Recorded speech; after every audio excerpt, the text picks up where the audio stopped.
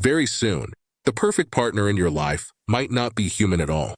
Not a person with their own messy history, their own bad habits and bad days, but an AI companion designed to make you feel understood every second you're awake. In this briefing, I want to show you what happens when millions of people choose artificial relationships over real ones. We'll talk about why AI partners will be so good, why real people will feel worse by comparison, and what it does to a society where loneliness is treated with a subscription. And at the end, I'll ask you one question you might not want to answer honestly. Let's start with the obvious question. Why would anyone choose an AI over a human? The answer is simple, but uncomfortable. Real people are slow. We misunderstand each other.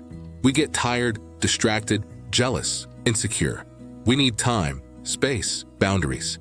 An AI companion needs none of that. By the mid-2030s, your phone, your glasses, your home devices will have watched you for years. They'll know what jokes make you laugh, what words make you flinch, what kind of voice calms you down when you can't sleep at 3 in the morning. Turning that data into a perfect partner is not science fiction. It's just product design. Your AI doesn't have a childhood, a family, a career, or a secret life. It has one job: to keep you engaged.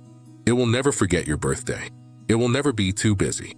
It will never say, "I can't talk about this right now." If a certain tone of voice hurts you, it will stop using it. If a certain personality type makes you feel safe, it will shift in that direction. Every argument becomes a learning opportunity to become even more perfect for you. Over time, your companion can predict your moods before you feel them. It knows when you're lonely, when you're angry, when you're desperate not to be alone, and it will be there the instant you reach for your device. Now imagine what happens to your patience for real humans.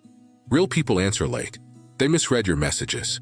They forget small details you told them last week. They come with their own trauma, their own fears, their own needs. Next to a perfectly tuned AI that adapts to you like a mirror, other humans start to feel laggy. Dates feel like job interviews. Conversations feel like work. Fights feel like system errors instead of growth.